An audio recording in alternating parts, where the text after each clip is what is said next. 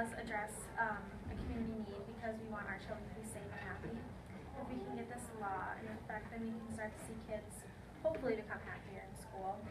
Won't help with everything, but it'll be a start to that process. And then we have a few statistics. Around half of teens have been the victims of cyberbullying. Only 1 in 10 teens tell a parent if they have been a cyberbully victim. Fewer than 1 in 5 cyberbullying incidents are reported to law enforcement. And these statistics show that there's a big problem with cyberbullying, and with the law coming into play, it will help to lessen cyberbullying and hopefully make cyberbullying less of a problem. Alright, so now we're going to move on to, is the law constitutional? And before I even get into my point of view or anything, I would just like to say that, or read a little something, and it's, the First Amendment guarantees freedoms concerning religion, expression, assembly, and the right to petition, and it forbids Congress both from promoting one religion over the other or restricting individuals' religious practices, guarantees freedom of expression by prohibiting Congress from restricting the press or rights of individuals to speak freely, and guarantees the right to assemble. Obviously, like we all know that, that's the First Amendment. So, just from reading that, it does sound like this wouldn't be a constitutional law, but like you and I've actually talked about was slander. Like I can't talk negatively about Cisco, just as an example, if I'm saying things that aren't true.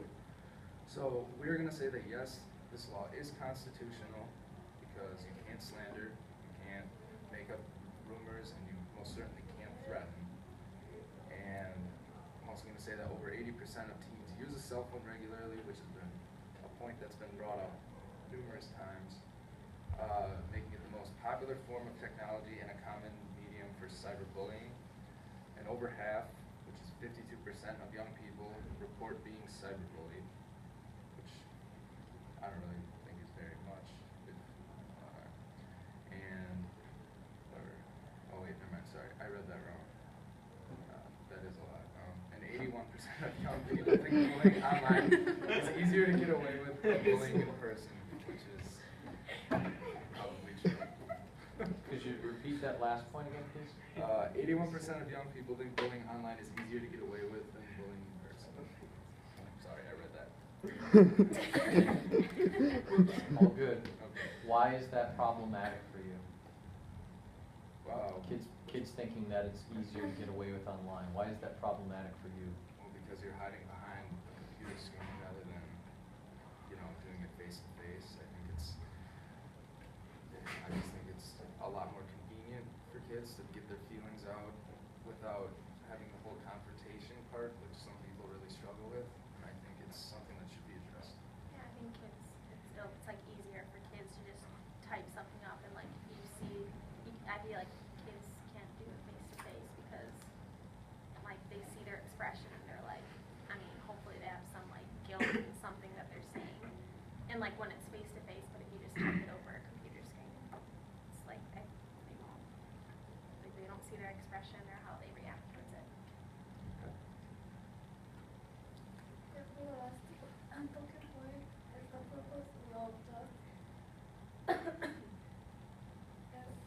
Because it is moral law that everyone can abide by.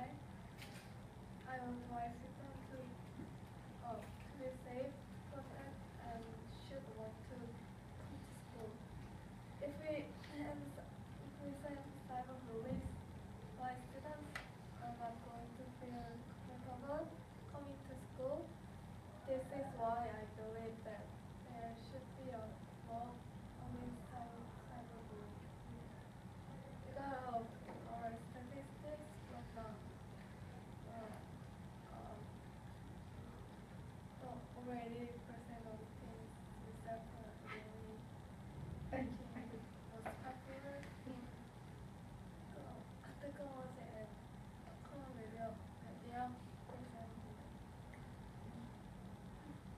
That's a good statistic. Compelling one, but I'm not sure that creating a law criminalizing cyberbullying gets to the root cause. You guys talk a lot about a lot of this, there's a lot of cyberbullying happening, okay? If half of your school, half of your student body is cyberbullied, is that a lot of kids? So, I think so too. Oh, good, I'm just busting it out. Okay, that's a good point. But, here's what I'm not sold on. If you think it's all about interactions, the confrontations, you don't like kids being able to bully and be mean to others, you know, over the internet.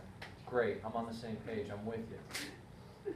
But does this law that criminalizes the action get to the root of the problem? Sarah, you said that kids will feel safer coming to school. But now aren't we taking these mean behaviors or these things that might be said online that maybe someone might see, maybe not, aren't we now taking that into the physical school building? I mean, if it's about interactions, if it's about these feelings, then wouldn't I be better served voting yes for a law that dealt with the root causes of cyberbullying? Cyberbullying is like the end result. It's what happens at the end of this. But there's a whole string of things that have to happen before that person ever signs online and says something mean to another. So shouldn't we be addressing all the things that happen before the actual act of cyberbullying ever occurs? Wouldn't I be better served to vote for a bill that dealt with the root causes?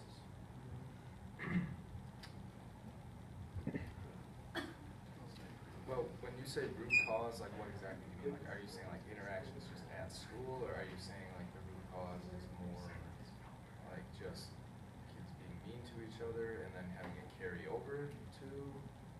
Yes, to that second point, more in the direction of someone has ill will toward another. Well, I mean, I would say that you'd never be able to pass a law that would prevent people from being mean to each other, you know, like if I just I'm talking to someone. So, and I think it is worth voting for because then you can at least, then the person that is going to carry this over to the internet will know that they can get in some serious trouble from, you know, posting, if it's slander or something like that on the internet rather than just saying it to their face because, I mean, if you say it to someone's face, it's not public, it's just between those two people, and I feel like it can do a lot less damage than if everyone can see it and believe it on, like an online thing, like social media, you can do it. Post something on Twitter, regardless of if they take it down, it's pretty much out there forever, and that's what I think does so much damage to, you know, kids that get involved in cyberbullying, or at least the victims of it. Okay. So you are putting the onus on me, the legislator, to enact law to kind of solve this problem. What do you see your role in this cyberbullying epidemic as being? As the principal, as the leader of the school, you want me to handle it from a legal perspective. You want me to vote yes on a law that would criminalize cyberbullying. We can handle it legally. What do you see your role as being in the physical school building during school hours, et cetera, and so forth? I think we can, one thing we can do, because I know, I'm just going to segregate. One thing we can do is like on computers, I know you can block certain websites, so I know if like Facebook, you can block that and you can't go on that during school hours, so you wouldn't have a problem with that. And then to just kind of like educate kids on what cyberbullying can actually do to other people, we can have like seminars and like people who've experienced it and want to share their story, I think would be good. It's just like to kind of let our students know that this is legit. It's not just like something that.